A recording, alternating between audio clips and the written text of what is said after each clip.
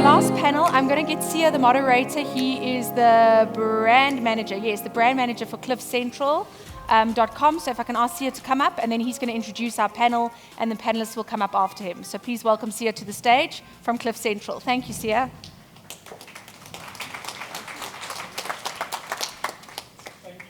Thank you.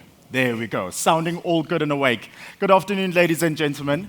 My name is Sangweni. I'm proud to be the brand manager of CliffCentral.com, who actually, for the second year in the running, are the premium media partner for Blockchain Africa Conference. So thank you so much for having us here. We'll be continuing the conversation as well on CliffCentral.com. That's where you can find out more information on the conference, and also we'll be podcasting some of the conversations. So we'll be having a very fascinating conversation for the next 40 minutes, and I know I can see it in all of your eyes. Yes, you are keen to find out more about this, but yes, you are even keener on getting to the cocktail party. So don't worry, it will be worth it. We will be discussing, can the fourth industrial revolution and the use of exponential tech help drive Africa forward? And what are some of the hurdles that face the continent in dealing with this? Well, look, I think it's pretty obvious that the fourth industrial revolution is now underway and is set to forever change the way in which economies relate to each other. I think that's exactly why each and every one of us are here. So this is a vital opportunity for which the rapidly developing African economies to assert themselves, firstly, as vital hubs in the international manufacturing sector. But how will it actually change how economies work? What is the future form of this? And then most importantly, and what we all really want to know, is how will it make a difference in you and I? So please welcome the esteemed panel who will be shedding more light on this. MODIBE MATSEPANE, who's a community coordinator at Paxful for Africa. MODIBE. Also, Michelle CHIVUNGA NSANZUMUCO, founder, CEO, and investor at Global Policy House, senior advisor to government of Bermuda, African Union, British Blockchain, and FinTech for Good lead for Africa. Also, PARESH DAYA, co-founder of Blink and BECSA. And then last but definitely not least, SUVI RINKINEN, CEO at the Telos Foundation. Please put your hands together for our panel.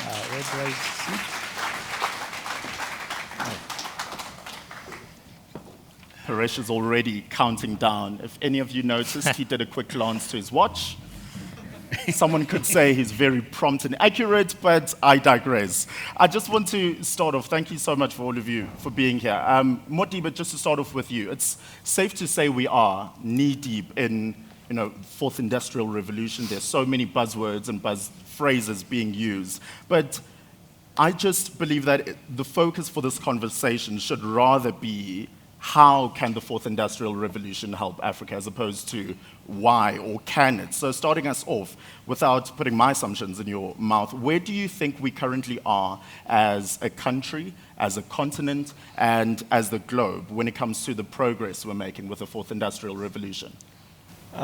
First and foremost, thanks for the opportunity and everyone for coming here.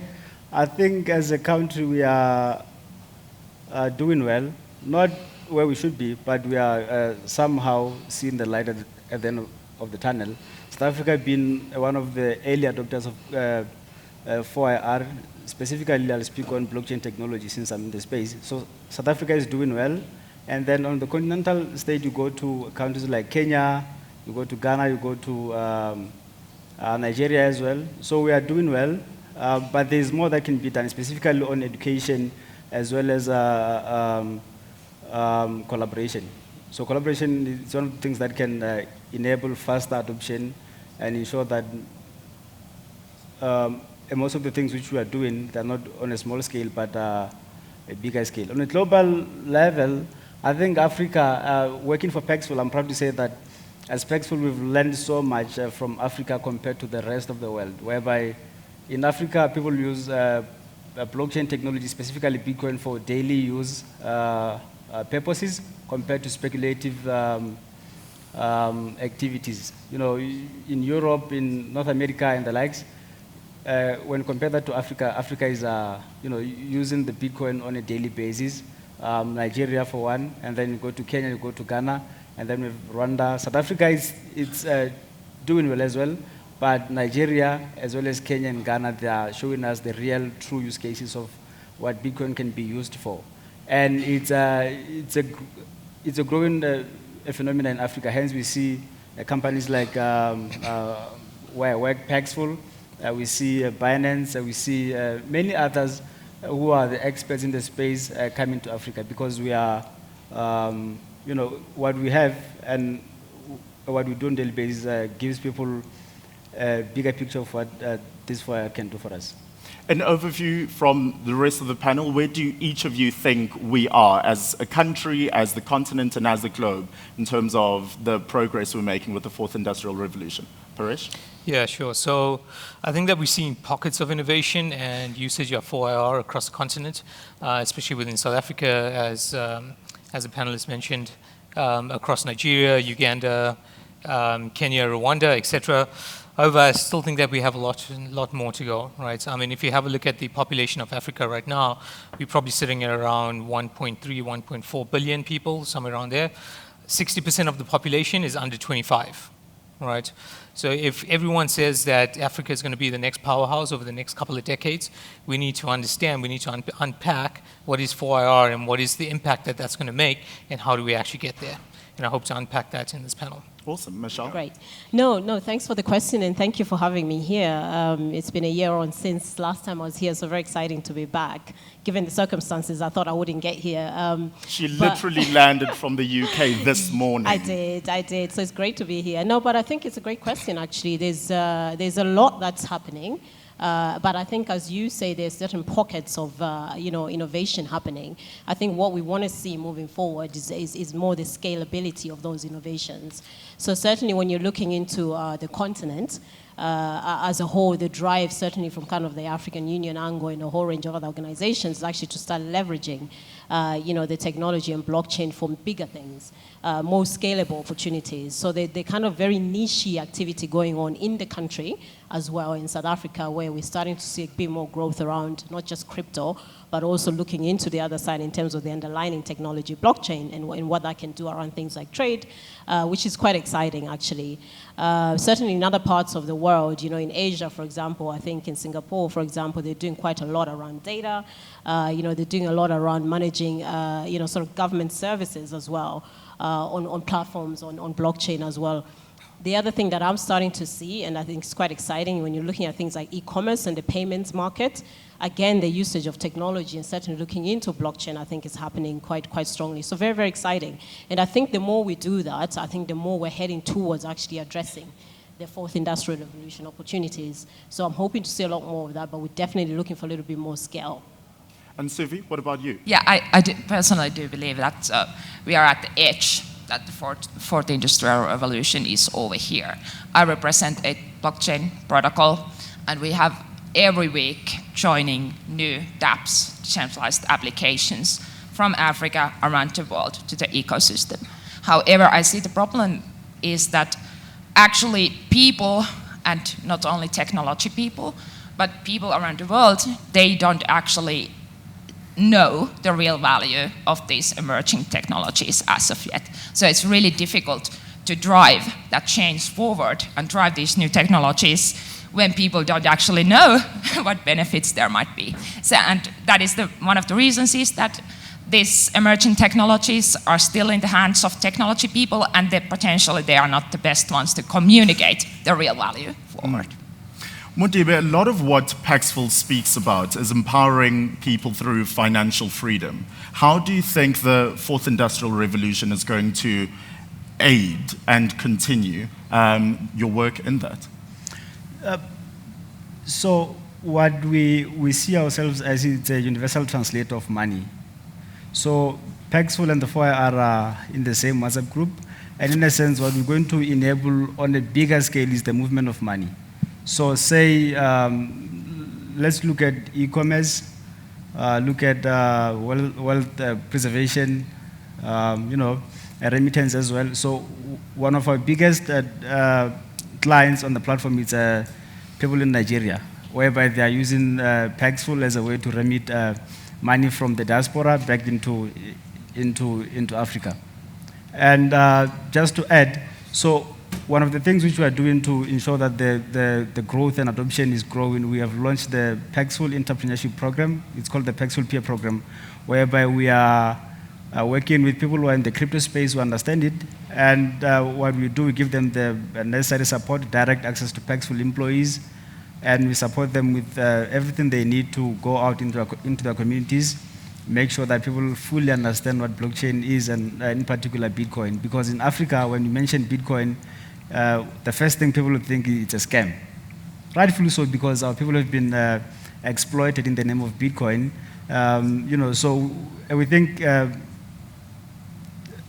what we're doing can enable, the phasing in of the new technology, and yeah. So a huge part of what still needs to happen is an education process almost. Education is the biggest factor which has been lacking. So a person might be the one to know about the new technology first. So what they do, they go into the communities of people who are hopeful and looking for a breakthrough, they get exploited. But as we've seen here today, Binance has spoken about, pumping in about 1 million into Africa for blockchain education. So that's something that I think will move Africa forward. As Paxful as well, we are working on a few things on top of the Paxful Peer Program to increase the cryptocurrency blockchain education in Africa as well. Also, there is an initiative called Build with Bitcoin, whereby we are trying to show people that Bitcoin is not only for speculative purposes, but it can be used for social good. So we've built 3 schools already in Africa. The aim is to build about 100. So if anyone is keen on being part of that philanthropic activity, you can simply hop onto our platform and see how we're doing it, and possibly get involved. And it's going to become much easier for people to understand how blockchain works when we are showing them real use cases. Now that is one takeaway. The power of blockchain, just casually going to build 97 schools soon. That's awesome, but it really is awesome work. Yeah. Michelle, part of what I'd like to know is to unpack certain buzzwords, as I said at the beginning of this. A lot of what is used nowadays is talking about the knowledge economy, but essentially that's just driving forward with more circular economic innovations. What does that mean? What's that all about? Sure. I don't know, I think that's working. No, certainly. I think one of the things that we tend to do quite strongly in the blockchain industry is that we look at it in more silos a little bit, and there's not that engagement in terms of looking at it in the wider economic sense, right? And I think it's very, very important we start to kind of move away from that. So when we talk about things like the circular economy, you're talking about, the sustainability, you're talking about the green economy, you're talking about how, to reduce inefficiencies and costs by being a little bit more sustainable in our approaches. Now, naturally, blockchain very much has, serves that purpose in the sense that it's a very community-based technology. I like to refer to it as that. But also, it's a very inclusive community technology, because it enables for activity for other players to come in, regardless of your, your wealth or where you are in society. So the inclusivity factor that comes with blockchain ties in very, very strongly with the whole concept around circular economy, where we're all contributing and we're looking at things in a slightly different manner in terms of sustainability, and ensuring that we're looking at the circular economy as a whole rather than looking at it in silos. So when we're relating it to the blockchain and fourth industrial revolution, I think it's very, very important to look at it in the context of economic growth, in the context of sustainable growth, in the context of reducing climate change and all those other issues. And I think the technology can play a bigger role if there's that understanding, if there's that education around what is the value that you can untap from the technology. So very important, I think, to contextualize it in the sense of the economy and also in the sense of that circular economy, so that we start to make a bigger case. Because at the minute, like you were saying, a lot of people think, every time I go into a room and say, I'd love to talk to you about the value of blockchain, people say to me, Michelle, that's scammy stuff, your Bitcoin stuff, the Bitcoin girl is here. Do you know what I mean? There's that lack of understanding of the real value of the underlying technology, and we need to start emphasizing that a little bit better than we have. So Paresh, now that we understand a little more about the knowledge economy, I think it's safe to say that the knowledge economy will be more impactful should it and can it work more with the manufacturing sector when it comes to the development of the fourth industrial revolution in Africa? Would you agree with that? Yeah, sure. So if we take a step back and let's actually first define what does 4IR actually mean, right? So in my mind, we're at the precipice of exponential technological advancement that actually affects people, society, businesses, and business models, right? So basically changing society. Right, exactly. But the technologies that we're actually talking about within 4IR are examples such as big data, blockchain, artificial intelligence, robotics, Internet of Things, self-driving cars, etc. Right? Remember that technology is an enabler. Okay, we have to understand on the African continent, how do we use technology as an enabler? How do we use this hammer? And what is the appropriate nail that we're actually trying to knock in? That for me is the biggest difference between the application of 4IR in Western countries versus Africa. Because in Africa, we have very specific problems that we're trying to solve for, right? We all know about the unemployment issues, poverty issues, education, corruption, and then also trying to unlock the economy and the economic value for Africa. This, for me, is at the heart of how we should be utilizing 4IR and the technologies to actually drive Africa forward. Yeah. So part of what Paresh noted, SUVI, is talking about exponential technology. So I really want to give you a moment to geek out a little, because you work on a lot of exciting things. What for you is really inspiring and intriguing and exciting to you in your day-to-day work? Is it some of your AI work, some of the virtual reality stuff that you're working on? What really is getting you going these days? Yeah, like I say, I represent a blockchain protocol. Naturally, I'm very excited about Telos and Telos network. Not only because of the technology, but how we can actually help people, future communities, and get them more involved to this brand new world what we are building. At Telos, we build tools, we have the underlying protocol over there, but we don't just stop it to us, we deliver these to others as well. We have just recently one of our dApps, I say our dApps, that one of those dApps that decided to deploy on Telos said that, thank you, you just saved me 1 year's worth of development because we have built those already. And this is what we do. And we do hope that those same tools will help over here in Africa as well, providing the necessary development so it's easier, we lower the barriers for entry for everyone. Yeah. So MODIBE, in the same vein, what are the types of developments that you're excited to see in Africa when it comes to the fourth industrial revolution? So I'm going to touch again on the movement of money. So if you go to Kenya, everything functions on M-Pesa. You know, it's a cell phone payment method. Literally everything you want to do, you can do it there. So when you go to other countries, the financial system is still, you know, it's a bit slow compared to Kenya and South Africa. South Africa, we're doing okay compared to the other countries, but it would be very, very interesting to see the movement of money being less expensive. If you want to send, let's say, 1 million rands now to, let's say, DRC or any other country, or let's say Botswana, it's going to be slightly expensive to do that. You know, and it takes time for the transactions to clear and all of that. So I think if there can be more emphasis on the financial technology on the continent, I think we can see more progress and possibly see the economic growth, which will enable more positive growth in the livelihoods of people.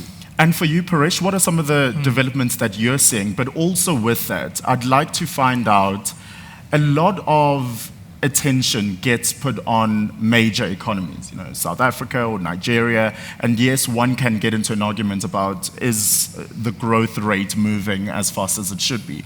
But what would you say about the growth rate of smaller economies and the potential that those have on the continent? Yeah, look, so I think you spot on there, right here. So I think it's easy for us to be, you know, sitting here in Sandton or downtown Lagos or downtown Nairobi, and innovation is really fueling, right? But if you have a look at mass majority of the population, they're really sitting in rural areas, right? For me, one of the biggest use cases, and remember that this technology should actually not being used in isolation. Yes, there are certain use cases, but the convergence of these technologies of 4IR is really where we're going to see unlocking of a lot of value, right? For example, here is that micro and small agriculture businesses actually account for about 70 to 75% of employment on the continent itself. So how do we use some of these technologies? And some of the use cases that I'm very excited about and the convergence that I was talking about is, for example, using drones and satellite imagery to be able to help farmers understand their crop growth and their yield, right? Helping them then forecast any sort of drought or flooding that they will see coming through, right? That then turns into credit lines and helping them then insure their crop, right? Once the crop has been yielded, then we can have a look at potentially using blockchain for tracking and tracing of the produce through the entire value chain. This, for me, is really what I'm excited about and how we're really going to have a look at the actual value of 4IR coming up. Michelle, what do you think what type of growth do you think the continent needs? Yeah, I think in terms of, looking specifically at the continent, I mean, I'm just going to reach out to the audience here because it's a really important question. But how many people here think Africa is the future growth continent? Literally, how many people? Okay, this side of the room, not so much this side of the room. Okay. Very interesting. We need to do some research around that. But yeah, no, I think what type of growth matters, yes. But if you look at the stats and you start to look at the research and you look at the demographics, for example, in the continent, we have the youngest, I think, sort of population across the world. Yeah. And that is growing very, very fast. Take Nigeria, as one example, right? And how fast the population is growing there, how fast e-commerce is growing there, how fast they're starting with new innovations is very, very exciting, but actually presents a picture on where we are heading as a continent. And in terms of growth, I think for me, how I would the type of growth I'd like to see is very much inclusive growth. Back to my earlier comments around the circular economy. So, growth that kind of includes everybody. Growth that is not necessarily, it's about transformation, economic transformation as a whole, as much as, individual country transformation, I think is important. So when we're moving ahead, it's no longer kind of looking at it in isolation. And if you notice, I think the rest of the world are, grappling with a whole range of different issues. In the UK, there was the Brexit issue, and the UK is starting to rebuild now and trying to reach out to the rest of the world with new trade deals and a whole range of other things. Go to the United States, and the States are very much focused around what is good for the USA as a whole. But, but I think personally, in terms of, in order for us to drive real growth and that inclusive growth I talk about, it's very much about including everybody else around the continent. And our continent is fueled by SMEs, for example. How much are we supporting the small, medium enterprises? How are we equipping those small, medium enterprises with knowledge and education around digital skills? How are we supporting and equipping women who are drivers within those small, SMEs? Are they fully equipped with digital skills? Not just about digital skills. Have we got the right infrastructure in place in order to enable that growth that I talk about, that inclusive growth? So there's a whole range of different factors I think we need to look at. But I certainly believe that Africa is the future growth continent. It's happening already, and we have the talent. But we do need to invest into the talent. We do need to provide the right skills in place and the education in order for us to get that inclusive growth.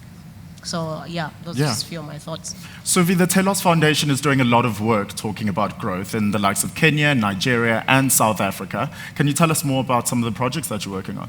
Yeah, we have actually plenty of projects around the world. Telos is a global project. It was launched over 130 people around the world, so we can proudly say that we are decentralized.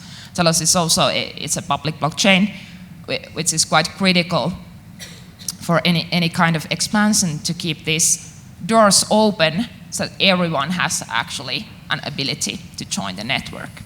We do, most of all, we have what we are doing in Africa.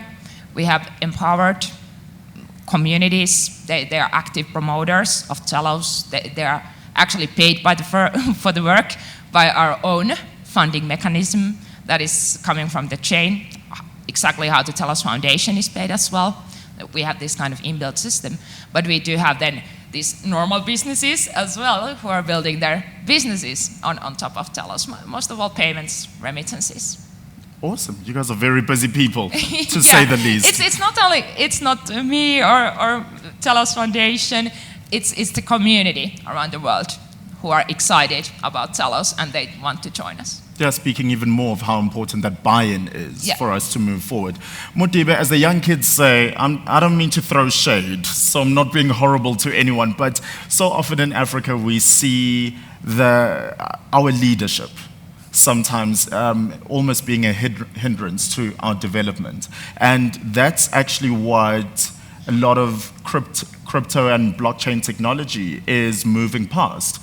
Taking the middleman and more empowering the people, whoever they are and wherever they are and what they do. So do you think eliminating the middleman in leadership will actually benefit society? Lately there was some noise around how 4IR is taking jobs away from people. Many people are getting retrenched and all of that. There's some banks which in South Africa have been banning cryptocurrency exchanges and some of the traders. I think most of that is based on little understanding of what is coming. So I think in the financial sector, if banks are not adapting or collaborating with people who are in the blockchain space to understand how they can use blockchain to best deliver their services, they're going to get wiped out. So they won't be there anymore if they are not willing to work together with everyone and the innovators. And going to the government and other middlemen players, I think we need to have them on board. So it's fine, we can eliminate them, but having them on board is going to work for all of us. So we can start by having more education around the stakeholders such as the government, private sector, the public, the education sector as well, making all the information that has to do with the 4IR available and accessible to ensure that everyone gets to play a role. So what I'm saying is, if we can give everyone an opportunity to participate, and when they do not, we can move ahead without them. Oh. That's what I'm suggesting. Yeah. And I think it's going to go there in any case.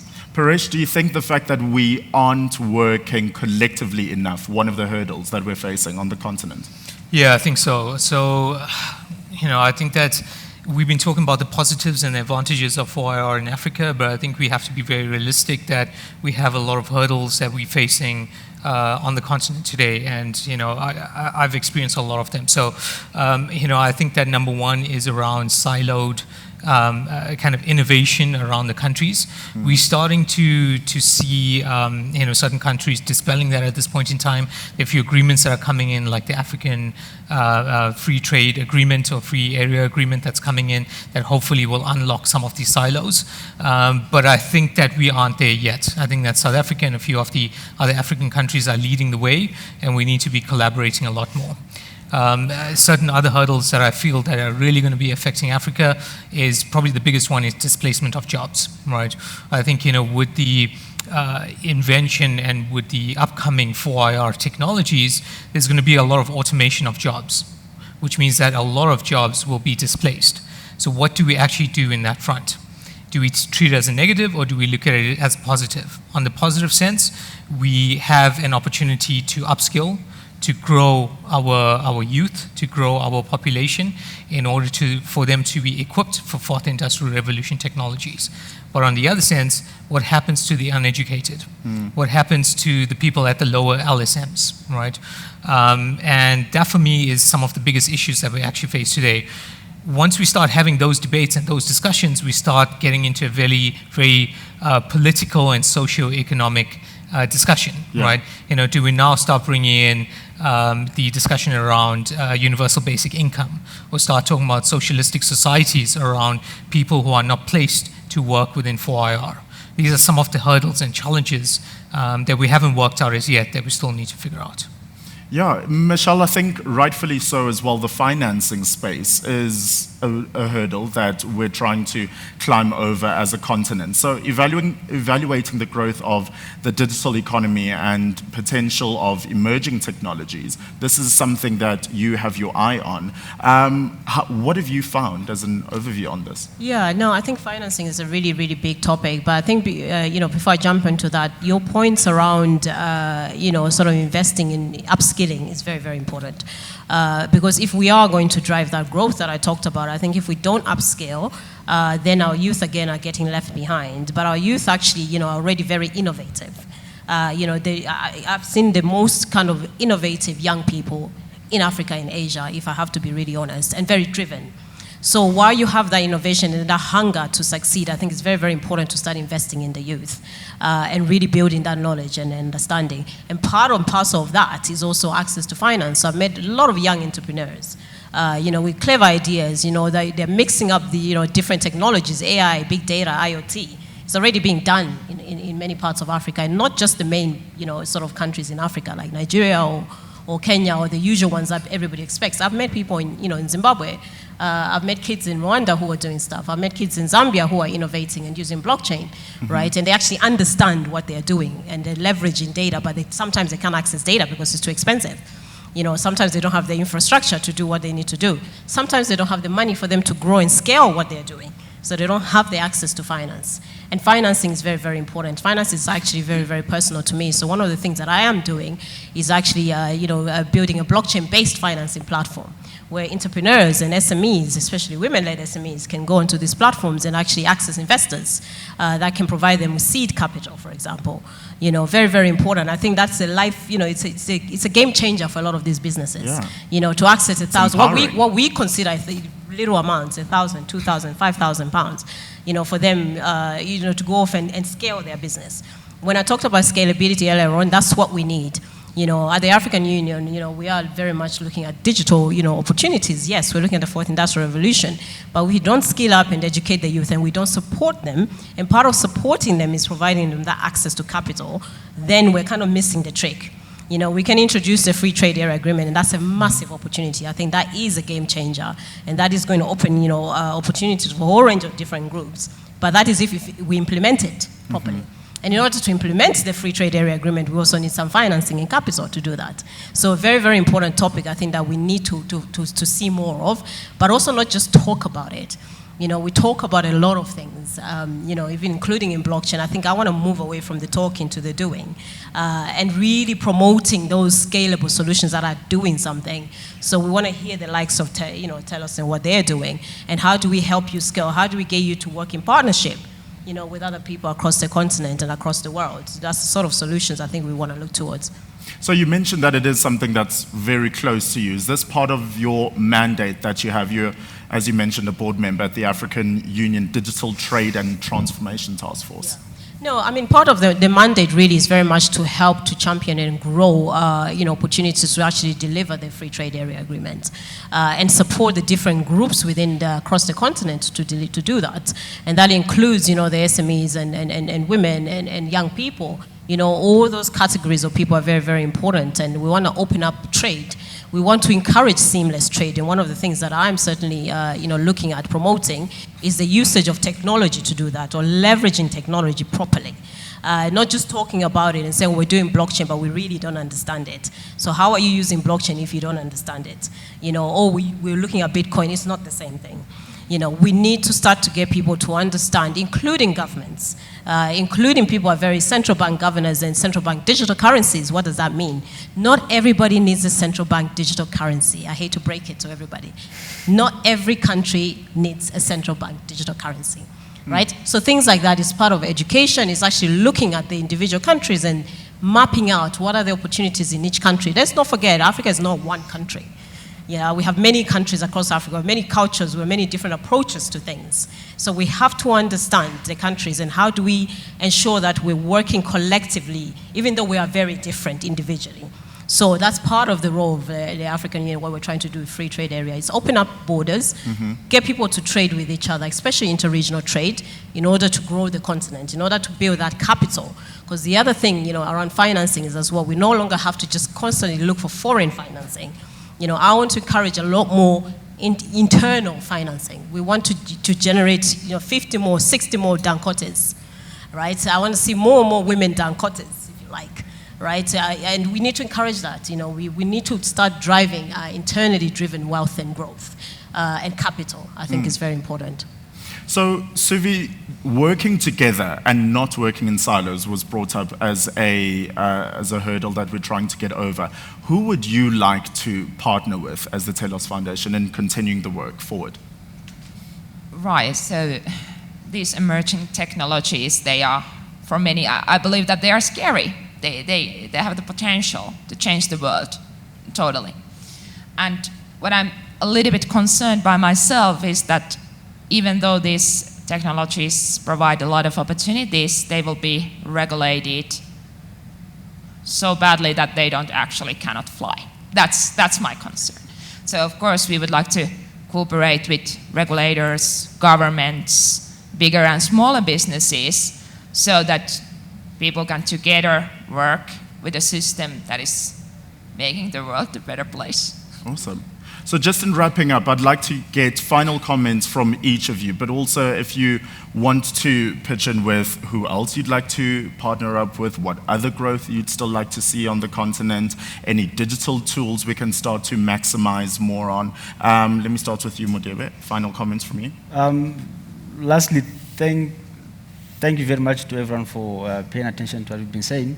So in our case, I would be happy if we can have collaborative partnership with the community-based institutions, training institutions as well as the involvement of the government in the phasing in of the technology. I think that would work in the favor of everyone and would not have any of our citizens get left behind. And if anyone here is keen on getting involved in some of the things which we are doing, which are inclusive, so we've got the Paxful peer program, where you can join and educate people in the community on how they can make use of Paxful to generate slight income. Some are unemployed, some are still students, but they can do with a bit of income. So if you think you are interested in doing that, you can get in touch with me. I've got my business card and the flyers. We can take the conversation further. Fantastic. Paresh, your final comments? Yeah, just a few comments from me. So I think that I touched upon ecosystem building is obviously key, right? So something that you'll hear about tomorrow is the creation and launch of the South African National Blockchain Alliance, which we're trying to create an ecosystem for blockchain, corporates, governments, academia to actually come together.